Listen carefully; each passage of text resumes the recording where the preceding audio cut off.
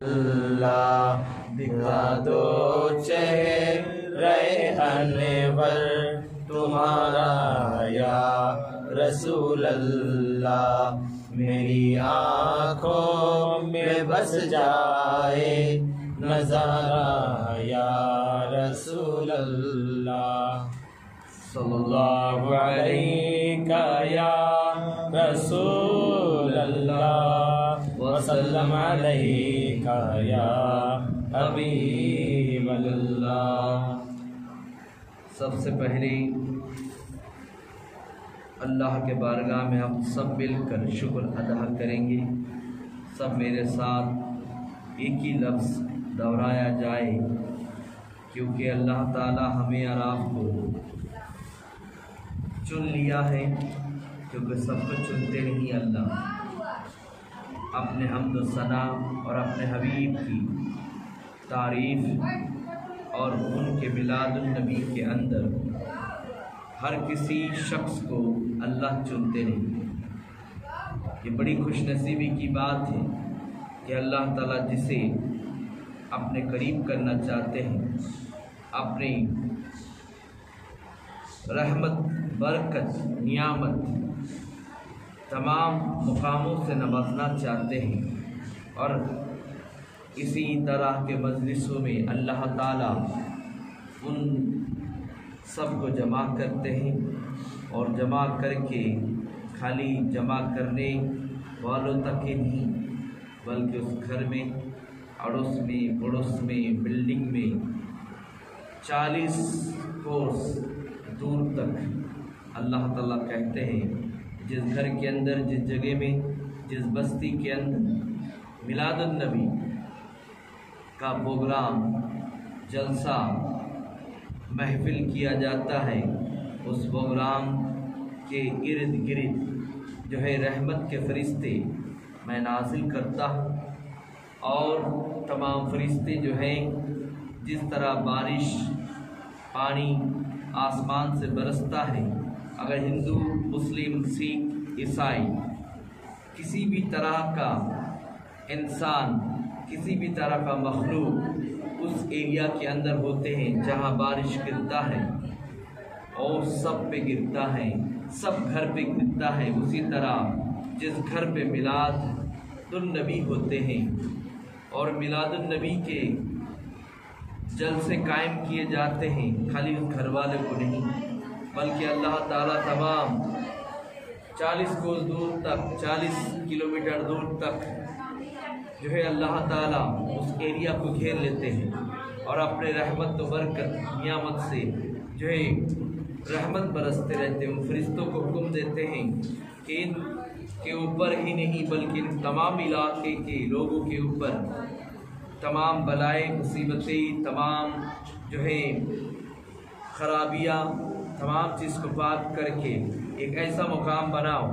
ایسے ایک جگہ بناؤ۔ اس جگہ کو جو ہے اللہ کے رسول اس طرح سے تعریف کیا، یعنی وہ جنت کا ایک ٹکڑا ہوتا ہے، ریاض الجنہ۔ اس مقام میں جنت جانے سے پہلے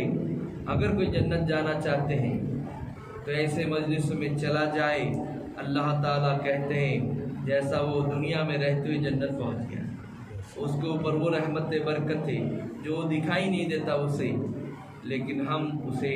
اس علاقہ میں برساتے ہیں، کیونکہ میرا رحمت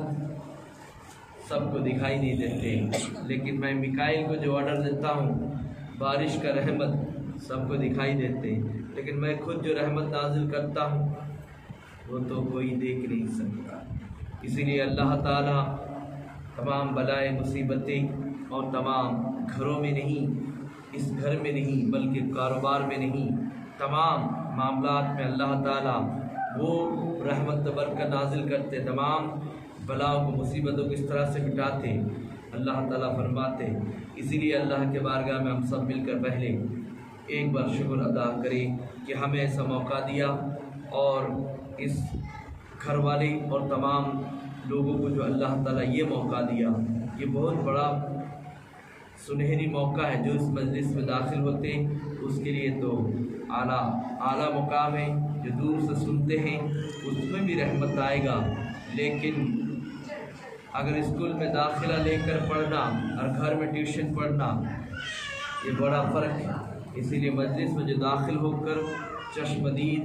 مجلس کے اندر داخل ہو کر میلاد النبی سنتے ہیں وہ بڑا خاص بات ہے، تو اسے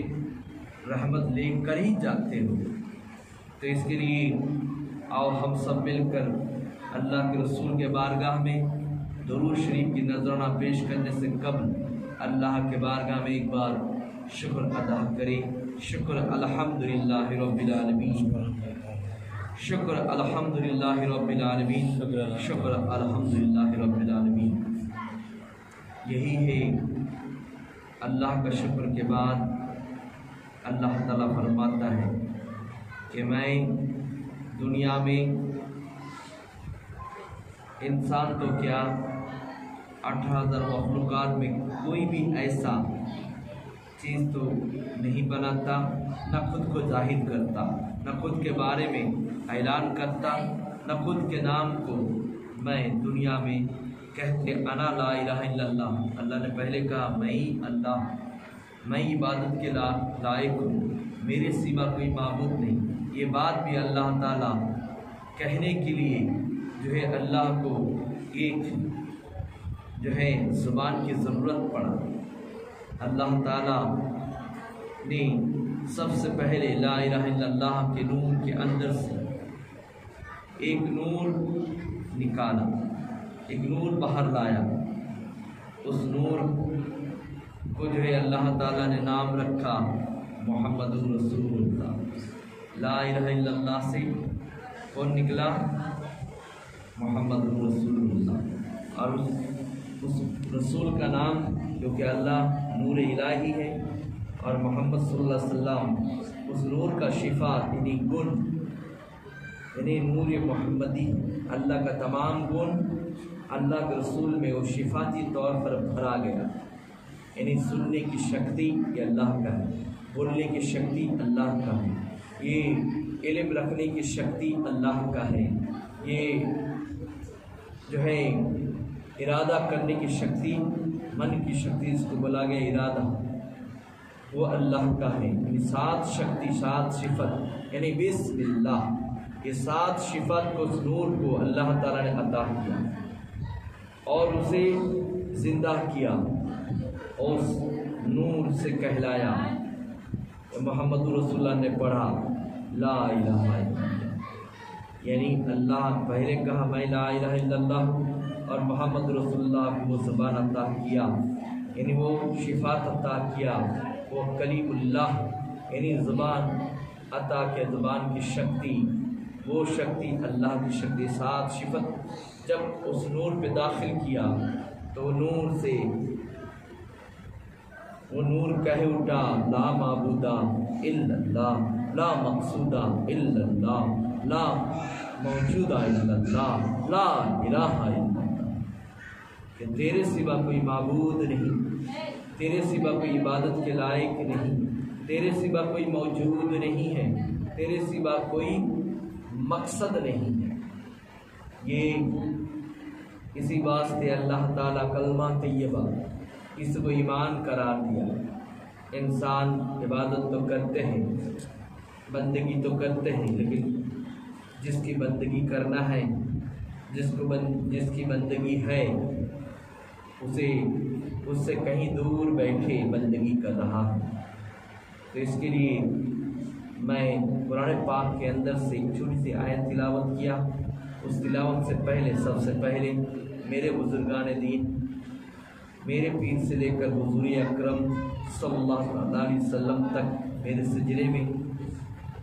جتنے بزرگان دین ہیں اور دنیا کے اندر جتنے بھی سلسلہ قادریہ،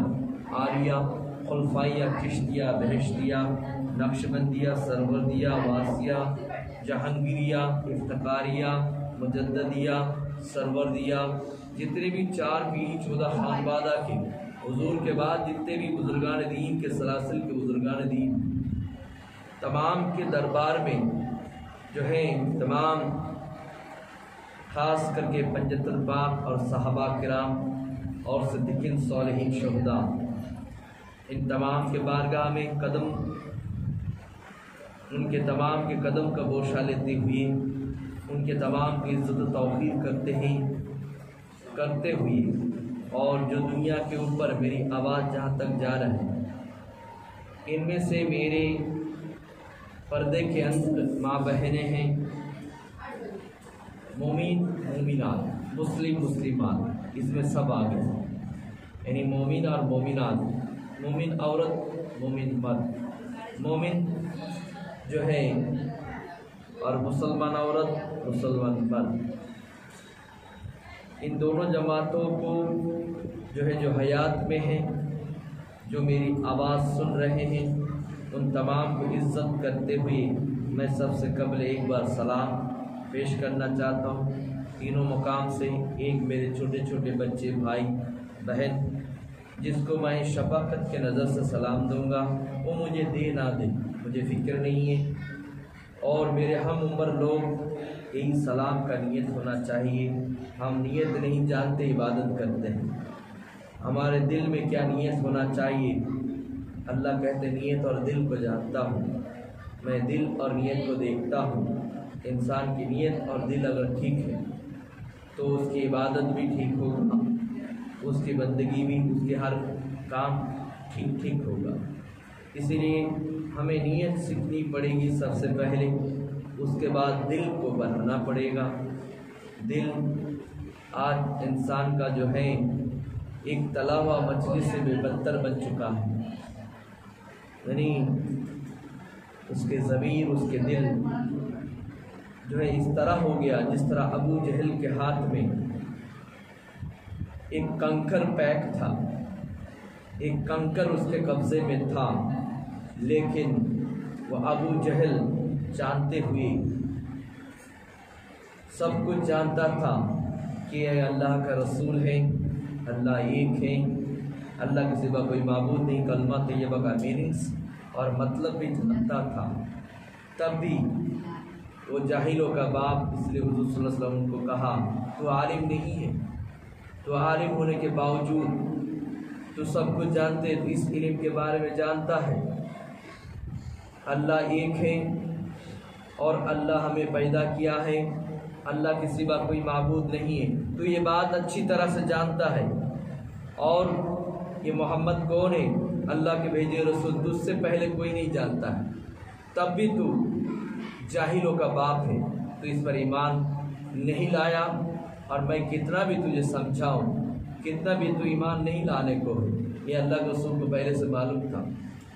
تو اس لیے ابو جہل کے ہاتھ کے اندر جس طرح کنکر ہوتا ہے، آج مسلمان جو ہے ان کے دل، دماغ، روح، اس کے ضمیر، اس کے نفس، اس کے اندر کا مقام ٹھیک اس پتھر سے بھی بدتر بچ چکا ہے، کیونکہ